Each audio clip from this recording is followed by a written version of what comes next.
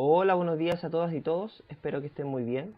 Hoy les traigo una nueva clase de geología donde trataremos sobre la Tierra deformada, sobre los esfuerzos que generan cambio en la superficie de la Tierra y los podemos ver reflejados en forma de estructuras geológicas.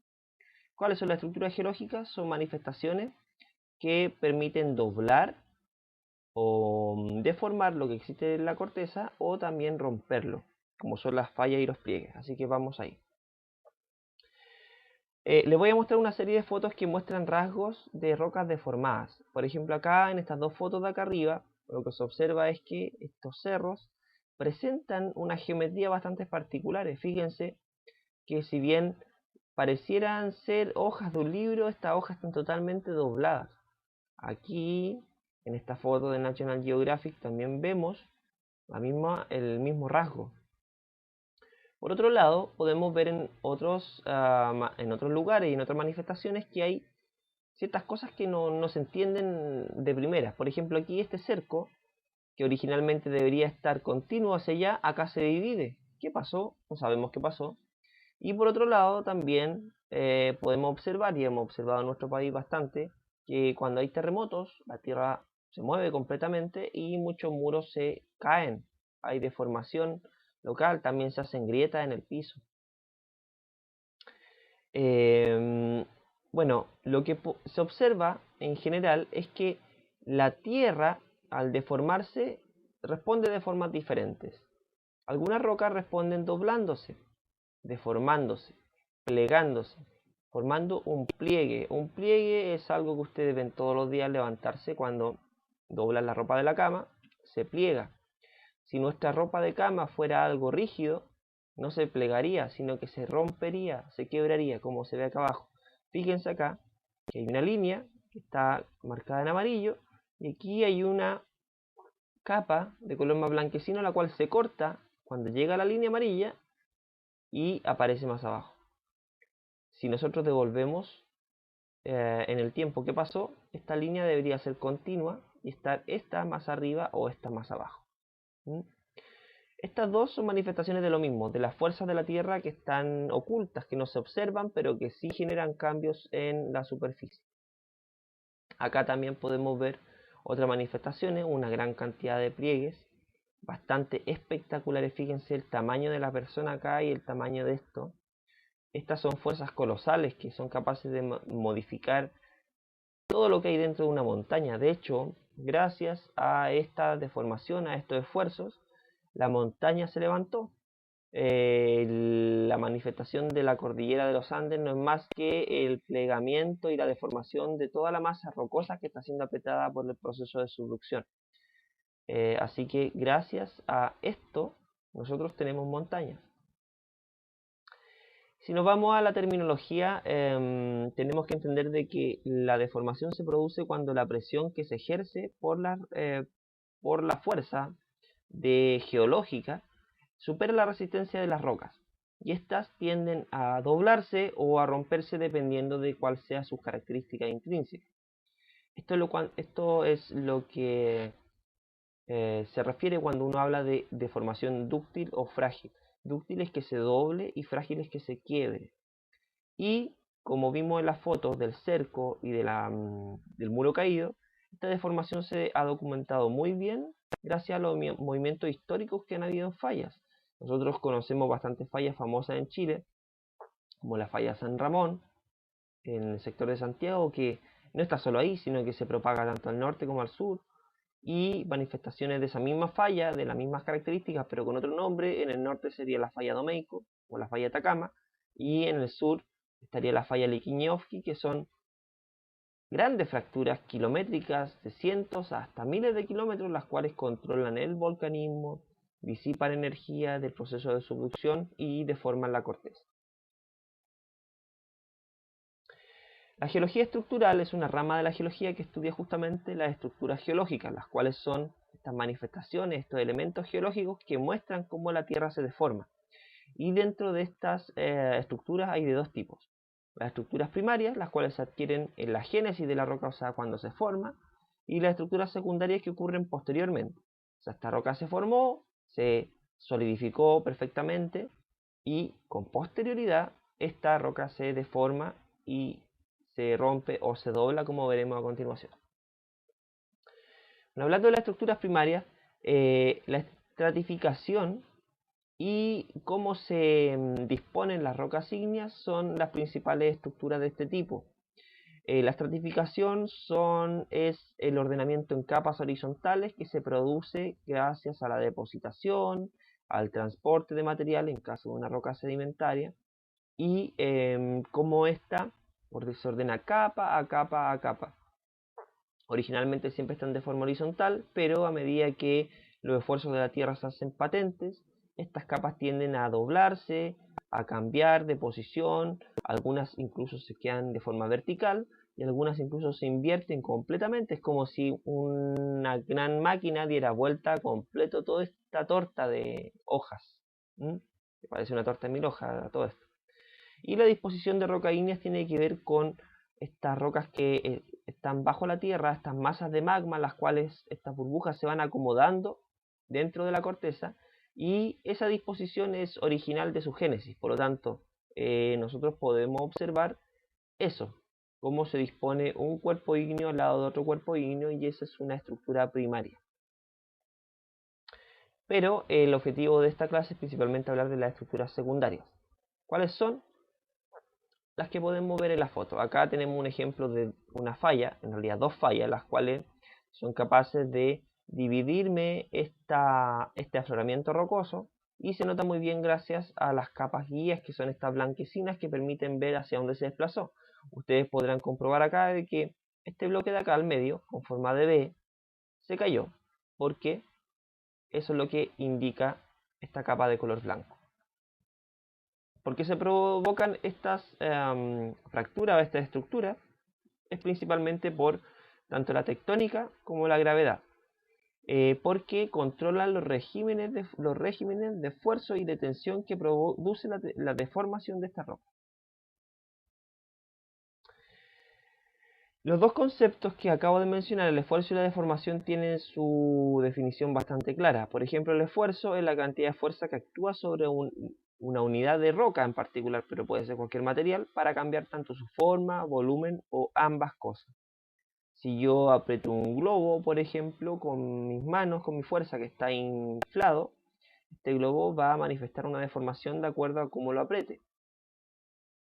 Eso nos lleva al otro concepto, que es la deformación, que es el cambio de forma o volumen, o ambas cosas, de una unidad de roca causada por el esfuerzo. Entonces el esfuerzo es lo que yo aplico en la roca en este caso, y la deformación es la respuesta de la roca. Y esta deformación puede ser de dos tipos, tanto frágil o dúctil. Recuerden cuando hablábamos del magma, cuando estaba muy caliente, la deformación era dúctil, mientras que a medida que la roca se enfrió, ya perdió su calor original, la deformación tiende a ser frágil. Esto lo podemos ver explicado con esto, que es un tubo de vidrio, como el que quizás conocieron alguna vez en el colegio, en las clases de laboratorio, y cuando doblo un tubo frío, se quiebra, claramente es un vidrio, naturalmente ocurre así. Pero ¿qué pasa si yo le aplico calor? Bueno, el vidrio se va a derretir y va a permitir doblar el tubo sin quebrarlo. Esto es importante porque es lo mismo que pasa en las rocas. Si yo le aplico calor a las rocas, la roca va a tender a deformarse que a quebrarse. Si yo doblo una roca en forma de capa, como las rocas sedimentarias, va a tender a doblarse más que a quebrarse. Y eso lo vamos a ver a continuación. Bueno, por un lado, las fallas corresponden a rupturas de la roca. Y aquí hay un concepto bastante raro que dice tensor de estrés. Yo les voy a explicar qué significa eso. El tensor de estrés es la forma completa en el que el esfuerzo está afectando un volumen determinado. Si yo tomo esta taza y yo la aprieto, como con el movimiento de cerrar la mano, yo, si tuviera mucha fuerza, podría quebrar la taza. No lo tengo y no lo quiero hacer. Pero lo que quiero explicar es que si yo aprieto la taza con mi mano, yo voy a generar esfuerzos hacia adentro de la taza, porque estoy apretando. Si yo, por el contrario, estuviera empujando esta taza para abajo, la otra mano va a tener que hacer fuerza para que la taza no baje. ¿ya? Pero lo que quiero decir es que yo podría dibujar una flecha hacia donde está apuntando el esfuerzo. En este caso, si yo estoy empujando hacia abajo, hay una flecha que apunta hacia abajo. Si yo estoy apretando la taza, hay unas flechas que apuntan hacia adentro de la taza. Ese es el tensor de estrés. Es como si yo pudiera ver todas las flechas de fuerza y hacia dónde apuntan. Si yo sumo esas flechas, yo voy a llegar a cuál es la fuerza final, por decirlo así. Y dependiendo de esa fuerza final, que probablemente sea más fuerte en unas direcciones que en otras, yo voy a ver la respuesta que va a tener el material, en este caso la roca. Entonces, cómo se quiebra la roca por dentro tiene que ver justamente con todo este esfuerzo y las direcciones en las que está involucrado. Ese es el concepto de tensor de estrés explicado de forma sencilla, no hay que ahondar más allá. Pero, como se quiebra la roca, depende de cómo está apretándose y ese apretarse se puede dibujar dentro de la tierra. Fíjense aquí que en este esquemita que está acá al lado, lo que se observa es justamente estos pliegues que muestran estas rocas con forma de capas que están deformadas, pero también hay esta línea oscura. Esta línea oscura corresponde a una falla geológica la cual me divide el lado izquierdo del lado derecho, mostrándome cosas similares pero diferentes. ¿Por qué similares y diferentes? Porque si se fijan acá abajo, la roca gris que está aquí bien abajo, acá está un poquitito más arriba. Esto significa que el bloque que está aquí o subió y este bajó. No se sabe, pueden ser ambas. Pero la gracia está en que la roca gris y todo lo que le prosigue está aquí un poquitito más arriba que al lado izquierdo. ¿Cómo yo puedo identificar una de estas fallas que puedo ver reflejada en estos esquemas pero que no puedo mirar dentro de la Tierra? Es mediante un desplazamiento relativo de la roca como el que vimos acá, como el que se ve aquí, que es un desplazamiento relativo de la roca, o sea, no se movió muy lejos, pero sí se movió. Y también por los planos de falla, que son identificables por algunas características que podemos ver más adelante. ¿Qué tipos de fallas geológicas existen? Están las fallas normales, las fallas inversas, las fallas de rumbo, las oblicuas, y hay otra que me faltó ahí que son las fallas ciegas, que son de algún tipo de esas, pero no se ven directamente en superficie.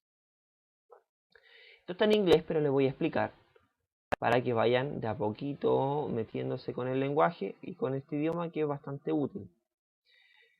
Las de acá son capas que no están deformadas y las de acá abajo sí están deformadas. Y fíjense, las flechas rojas indican hacia dónde está el esfuerzo.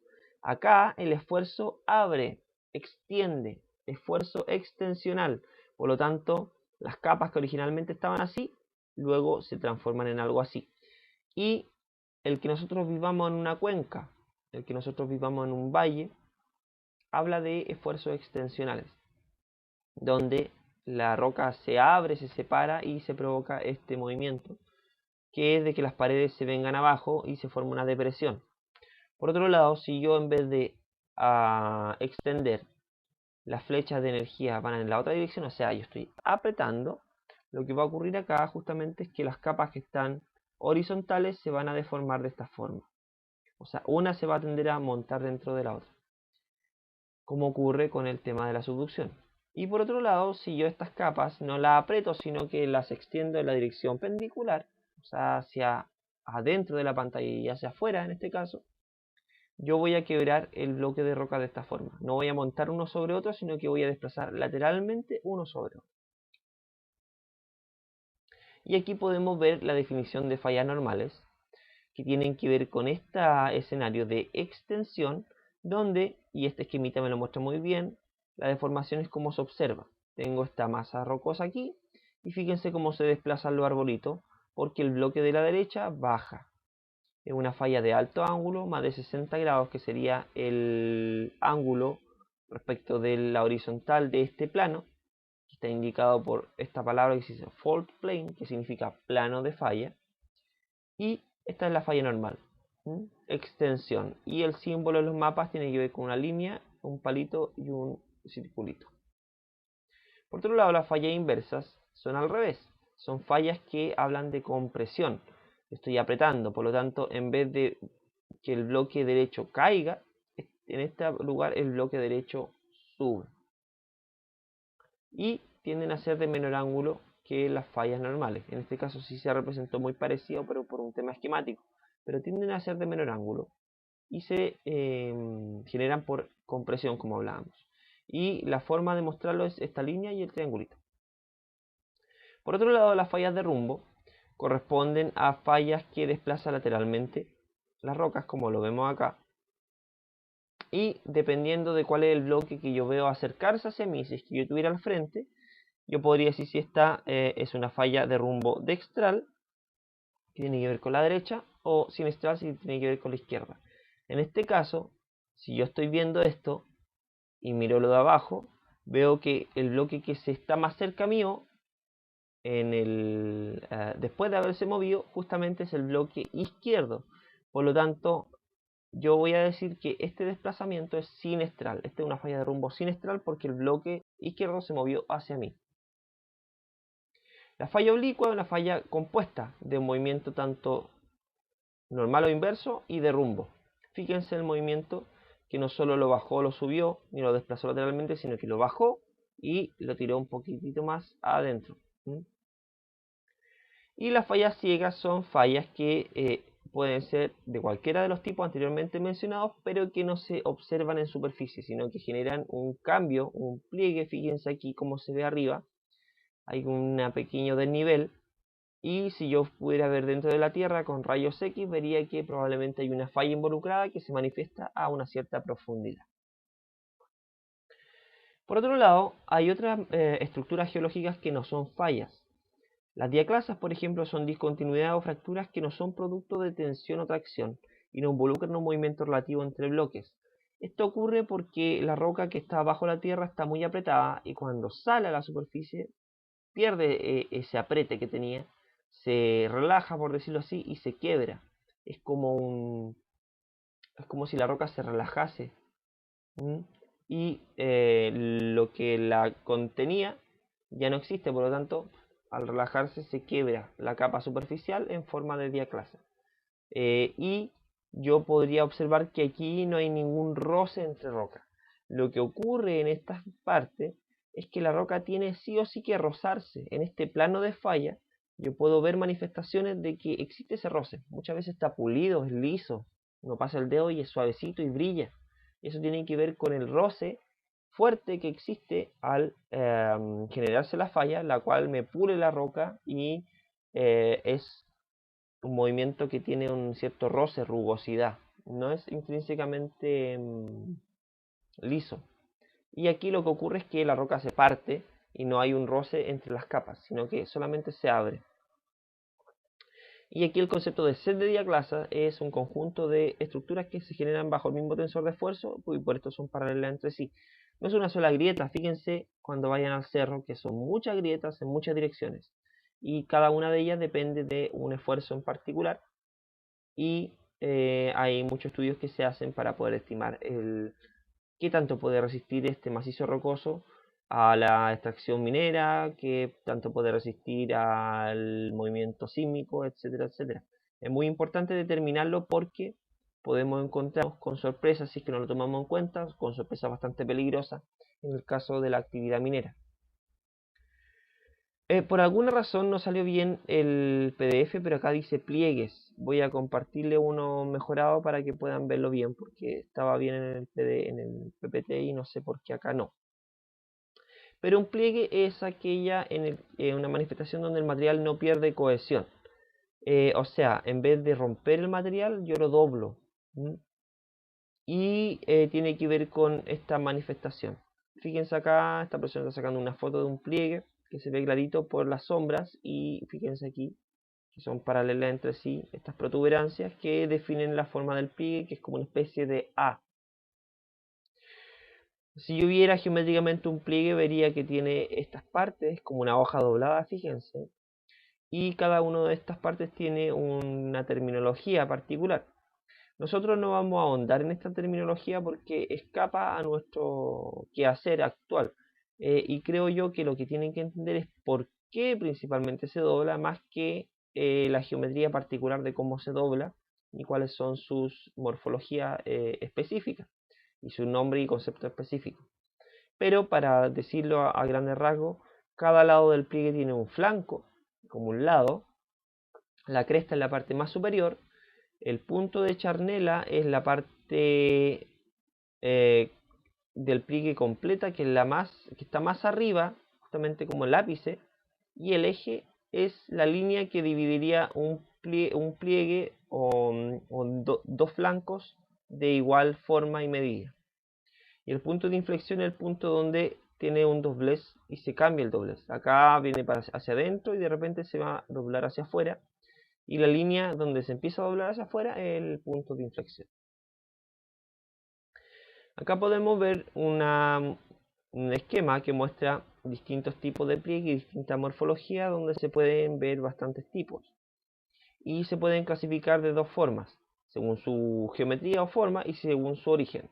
Nosotros vamos a observar esta primera clasificación porque según su origen es algo un poco más avanzado para el curso de geología estructural ya un poco más adelante. Entonces esto no lo vamos a ver, pero para que sepa que existe. Y según su forma, anticlinal, sinclinal y algunos otros más que vamos a ver a continuación. El mono es de 1 y clinal de una inclinación, por lo tanto tiene que ver con un pliegue que se dobla solo hacia un lado. Fíjense, está horizontal, tiene un doblez y sigue horizontal. Ese es un monoclinal. Un anticlinal es un pliegue con forma de A. Así yo lo entiendo y me acuerdo del anticlinal. Fíjense, es como una hojita de papel que se dobla hacia abajo con forma de A. Por otro lado, el sinclinal es una hojita de papel que se dobla en forma de B. Y hay pliegues tan complejos que pueden hacer que todo esto se dé vuelta. Y ahí uno habla de un pliegue volcado. Estos son los 4 tipos de pliegue más sencillos y los que bastan que nosotros veamos en esta clase, para que entiendan. Para que hagamos un resumen rápido de lo que ya vimos, hay esfuerzos que comprimen, hay esfuerzos que extienden y hay esfuerzos que deforman lateralmente.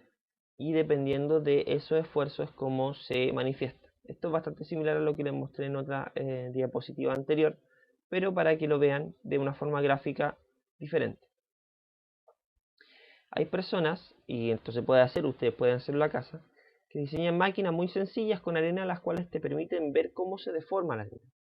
Si yo, fíjense aquí una tabla que es móvil, esto estaba antes para atrás, esto estaba de arena y eran puras capas horizontales, y lo que se empezó a hacer es que esta tabla se empezó a apretar hacia acá. Por lo tanto, toda la arena se deformó y este es el resultado visible por el contraste de color entre los tipos de arena. Hay otros tipos de estructura que adquieren diferentes conceptos, pero tiene que ver con lo que ya vimos. El graben, por ejemplo, es un tipo de estructura formado por dos fallas normales. Y tiene que ver con esta depresión en forma de V que se forma cuando yo tengo dos fallas normales en diferentes direcciones. Acá hay una, acá hay otra, esto se cae completo y esto es un graben. Acá tenemos un tipo de graben ilustrado. La foto anterior que mostré al principio donde estaba esa V también era un graben. Y por otro lado el horst es lo que quedaría entre medio de dos grábenes. Este sería un horst y este de aquí otro horst, y es que aquí tengo otro graben. Fíjense. Sería este bloque que se levanta y este otro que baja. Acá por otro lado tengo la muestra en Estados Unidos cómo todo este material que está horizontal acá arriba se cayó y se terminó doblando. Fíjense, horizontal acá, las flechas siguen el movimiento, todo este material que está abajo, la segunda línea amarilla, se dobló y se cayó. Y acá abajo hay una esquemita que permitiría indicar eso. En este caso es una falla normal, la cual tiene esta curvatura, la cual genera este efecto. No se ve el plano de falla porque está tapado por todo este material que está aquí en el piedemonte, que es producto de la erosión que cae. Acá tenemos otro ejemplo de fallas normales. Las estrías de falla, si bien no se ven muy bien en esta foto, son marcas que quedan en la roca debido al roce. Cuando hay una falla, las dos rocas se rozan entre sí, se pulen y muchas veces queda una huella. Puede ser el brillo que les contaba y puede ser esta superficie pulida, pero también quedan huellas en forma de estrías, que son pequeñas rasgaduras producto de la deformación. Estas estrías, si uno la observa bien, podrían mostrarte y darte indicios de cómo se movió la falla. de cuál fue el bloque que se movió, si este bloque se movió hacia arriba, hacia abajo o hacia los lados. Eso puede observarse en la estría de falla, dependiendo de la forma que tienen las grietas y dependiendo de cómo existe mineralización en torno a estas grietas. Acá hay un tipo de pliegue, por ejemplo, tipo chevron, que son estos pliegues en forma de V muy agudos, y les muestro esta imagen para que entiendan de que hay otros nombres que se les da. Esto en particular en forma aguda, de forma de A o de B, muy incisivas, se llaman tipo chevron. Acá hay un montón de pliegue en esta roca, que probablemente sea una roca metamórfica. Fíjense, es bien particular la geometría que se observa. También en rocas metamórficas puedo ver indicios de la estructura gracias a estas morfologías que vimos cuando estábamos viendo las rocas, los gneiss. Fíjense estas bandas de minerales, las cuales se forman adyacentes a estos granitos de mineral, los cuales se ven sujetos al movimiento de la falla y a la deformación de la roca, formando minerales adyacentes, tanto por arriba como por abajo. El estudio de estas formas permite identificar el régimen de esfuerzo al cual estuvo sometido la roca para deformarse.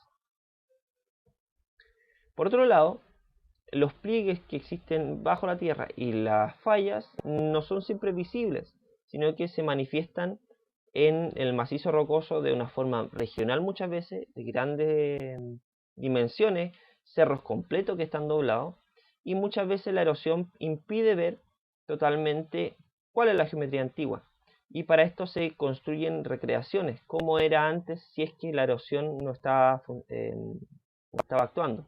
Fíjense aquí, en este esquemita de acá, que tiene que ver justamente con esto. La línea roja marca el relieve normal, el que se observa, pero la línea punteada recrea cómo debería ser el pliegue para que tenga sentido los datos geológicos que se tomaron, que son los que se ven acá arriba en planta y acá abajo en un esquema perfil. Esto es un poco más complejo de entender y creo yo que vamos a dar un tiempo de verlo durante la segunda parte del curso. Acá tenemos otra foto que muestra también de forma esquemática cómo es la geología y tiene que ver con este pliegue sinclinal o la mitad de un sinclinal, porque justamente estoy viendo este doble hacia arriba de muchas capas de roca. Como originalmente las rocas se depositan de forma horizontal, tenemos que entender de que las rocas que están más abajo serían las rocas más antiguas y las rocas más arriba serían las rocas más nuevas. En este caso lo que ocurre es que las rocas que están más abajo estarían más afuera. Por lo tanto, si yo viniera caminando desde esta dirección hacia, desde la derecha hacia la izquierda, lo primero que vería serían las rocas más antiguas y a medida que llegara al centro del pliegue, las rocas más nuevas. Si yo estuviera caminando sobre un pliegue anticlinal, ocurriría lo contrario. Vería las rocas más nuevas primero y las rocas más antiguas al final. Y también, y esto voy a dejar como la expectativa para la siguiente clase, cuando hablemos de metalogénesis, cómo se forman los yacimientos, las fallas y las estructuras cumplen un rol fundamental en entender y en permitir la mineralización. Sin las fallas no existirían vetas, sin las fallas no existirían bolsones ni yacimientos probablemente. Están íntimamente ligadas porque las fallas permiten canales de acceso por estos fluidos calientes cargados con metales para que dejen su carga en algún sitio. Acá por ejemplo vemos una veta de cobre asociada a una falla. Acá hay una veta de cuarzo, probablemente es cuarzo, y esta veta de cobre, probablemente calcopirita, está cortando esta veta de cuarzo. Pero están íntimamente relacionadas, porque los canales de transmisión de material justamente se dan a través de estas fracturas. Así que el entender fallas normales, falla inversa, cómo se quiebra la tierra, las geometrías que se observan, es muy importante para entender cómo se distribuyen los yacimientos dentro de los cerros y comprender por qué al minero antiguo se le cortaba la veta, por qué al minero antiguo se le acababa el bolsón, justamente porque los yacimientos son finitos y están limitados por esta estructura. Por eso, si entendemos la geometría de la estructura, cómo funcionan, hacia dónde se movió, nosotros podríamos eventualmente seguir la veta y descubrir dónde está el pedazo de mineral perdido por el antiguo minero que no tuvo la herramienta para descubrir.